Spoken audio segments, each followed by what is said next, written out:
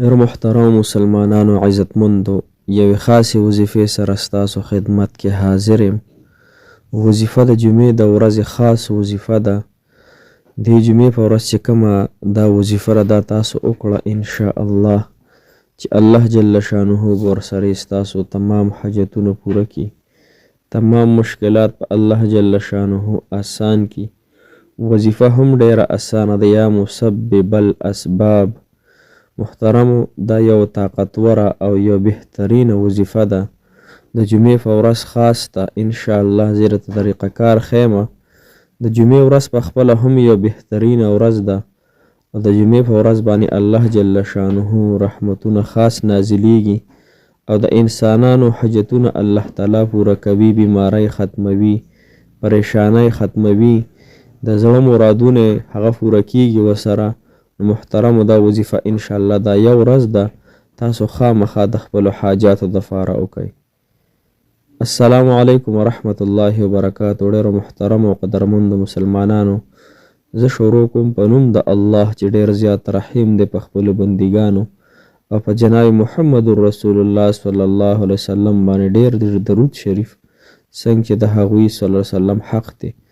محترمو، نن چې زمونږ کومه وظیفه ده د جمعې د ورځې ده او وظیفه یا مسبب الاسباب وظیفه ده. د جمعې ورځ باندې الله تعالی ډېرې زیاتې دعاګانې قبلوي، حاجتونه د انسانانو پوره کیږي، مشکلاتو سره ختمیږي. د جمعې په ورځ کوم وختونو کې الله تعالی دعا قبلي، دا خبره تاسو ځان سره ذهن کې کېدوئ. هر کله چې د جمعې بانګونه وشي، د جمعې د ورځې اذانونه شروع شي مسلمانانو، نو دغه وخت کې په خصوصي توګه باندې خپل کارونه پرېښودل، زنانه په کورونو کې خپل ترکاري وغیره یعنی مخکې د اذانونو نه هر څه روټۍ وغیره خوړل دا پکار دي چې څنګه اذان وشي بس بیا په خپل عبادت کې او د الله تعالی سره فراز نیاز کې هغه وخت تېرول پکار دي. نو هر کله چې امام خطبې ته وخیږي، خطبې ته د جمعې په ورځ باندې، نو دغه وخت کې الله جل شانه دعاګانې قبلوي. خو دغه وخت کې به دعا په زړه کې غواړي، په زړه کې په ژبه باندې به نه غواړي، په زړه به دغه وخت کې یعنی غوښتل صحیح نه دي. نو لحاظه چې کله امام د دوو خطبو په منځ کې هغه کومه ناسته چې بعضو حدیثونو کې دغه وخت ډېر مجرب راغلی چې دغه وخت کې الله تعالی خصوصي رحمتونه راوریږي او دعاګانې قبلیږي. یا چې کله دغه شروع شي اقامت چې ورته وایي د جمع دپاره، دغه وخت کې هم الله جل شانه دعاګانې قبلوي.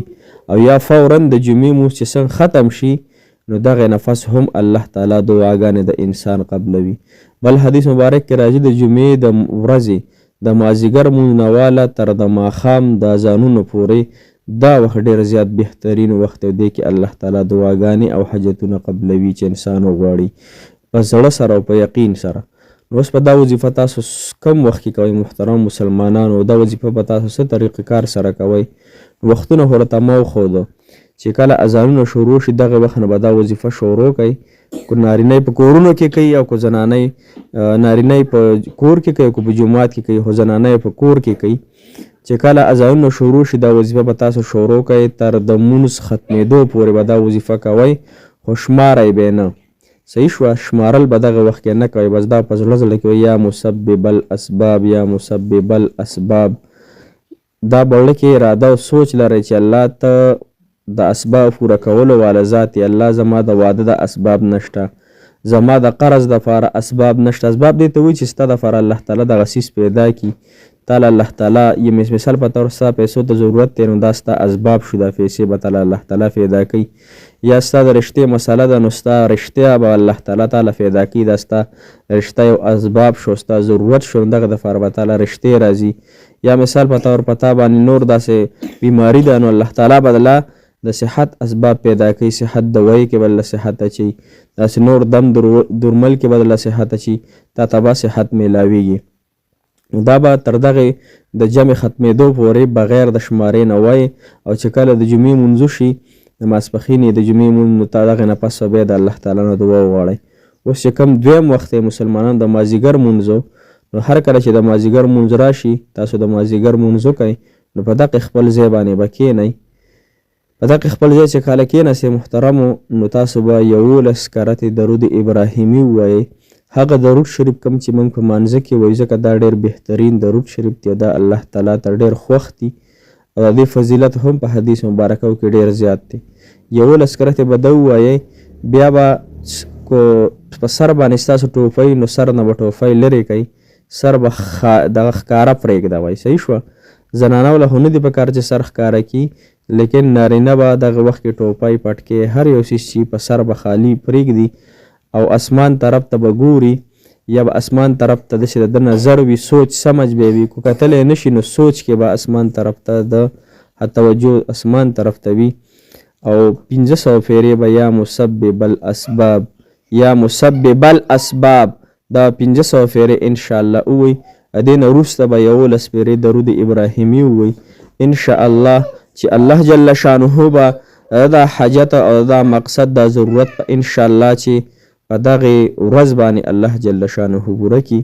خو دا چې تاسو کله دا وظیفه پوره کړئ د مازدیګر مونځ نه پس محترمو، هغې نه پس په ډېره عجزۍ سره، ډېر په فریاد سره، ډېر زیات په ښکلي انداز سره د الله جل شانه نه دعا وغواړئ چې مالک الله ما دا وظیفه وکړله، الله ته زما د دې واده اسباب پیدا کړي، زما دا رشته ته وکړي الله، زما دا خاوند کاروبار نشته دا وکړي الله، الله ما باندې قرضونه د ډېر زیات دا وکړي، یا زما خپل کور نشته. تاسو چې کم مسایل دي په دې وخت کې پیش دي، هغې ټولو مسایلو دپاره به الله تعالی نه دعا وغواړئ په یقین سره.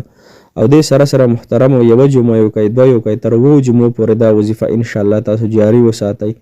انشاءالله چې د 7 جمعو کې دننه به الله تعالی یو جمعه داسې راولي چې دې سره به الله تعالی زموږ حاجات پوره کړي او زموږ مسایل به ورسره ختم شي.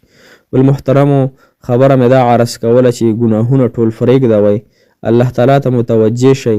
ګوره د دنیا نه ده، د دنیا زندگی دا یو خوبصورته زندگی ده، پوه شولې. د دې لومبۍ صفحه چې ده هغه ژوند دی، ژوند تېرول دي. د دې آخري صفحه څه شی دی؟ مرګ دی. د دې په منځ کې چې کومې صفحې دي مسلمانانو، نو هغه صفحې خالي پرتې دي. دغه صفحې په داسې کلماتو باندې، په داسې الفاظو باندې ډکې کوي چې سبا ته د قیامت په ورځ دغه الفاظ او دغه کلمې د الله تعالی په دربار کې تاسو د شرمندګۍ نه بچ کړي، تاسو د الله تعالی د عذابونو نه بچ کړي. نو محترمو دا زندګي ډېره خوبصورته ده، لیکن دا د الله تعالی په ګناهونو باندې مکه کړوئ، الله تعالی سره په نافرمانو باندې مکه کړوئ، داسې شیونه مه فلوټ کوئ، داسې ګانې بجانې چې سبا ته نه او هغه خلک ګوري او تا پسې باقاعده عذاب شروع وي. د هغې د ګناهونو هغه نحوست ته در رسي. خاص کر د الله د رضا دپاره ټول نوجوانانو، زنانو او تورسرو ته او هلکانو ته مې درخواست دی چې ګناهونه پرېږدئ، خپل الله جل شانه راضي کوئ. الله به ستاسو هره مسله انشاءالله ختموي. صرف رب دی چې زموږ ستاسو حامی او ناصر کېږي به مسلمانانو. الله تعالی دې موږ له عمل راکړي، الله تعالی دې ستاسو تمام حاجتونه پوره کړي. جزاک الله خیر، احسن الجزا فی الدنیا والآخره.